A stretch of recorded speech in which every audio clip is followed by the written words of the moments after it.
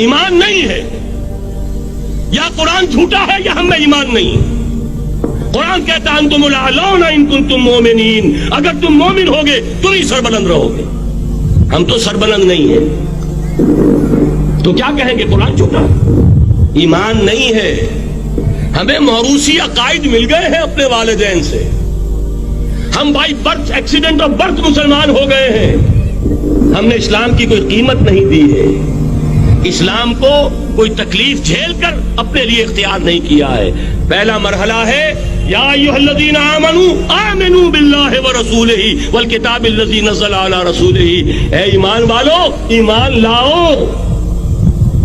ایک درجے میں تو ایمان والے ہو کہ اقرار باللسان کر رہے ہو، آمنت باللہ کما ہوا باسمائہ وصفاتہ وقبلت جمیع احکامہ، اقرار باللسان وتصدیق بالقلب۔ آمنت باللہ وملائکتہ وکتبہ ورسلہ والقدر خیرہ وشرہ من اللہ تعالی والبعث بعد الموت، لیکن یہ اقرار باللسان ہے، کبھی ذرا دلوں میں جھانکو، تصدیق بالقلب ہے۔ تصدیق بالقلب ہو جائے تو زندگی کا نقشہ بدل جائے گا، سوچ بدل جائے گی، ترجیحات بدل جائیں گی۔ آج زندگی سب سے عزیز ہے، پھر شہادت کی موت اس سے کہیں زیادہ عزیز ہوگا۔ نشان مرد مومن باتو گویم جو مر گائے تبسم بر لبے اوست۔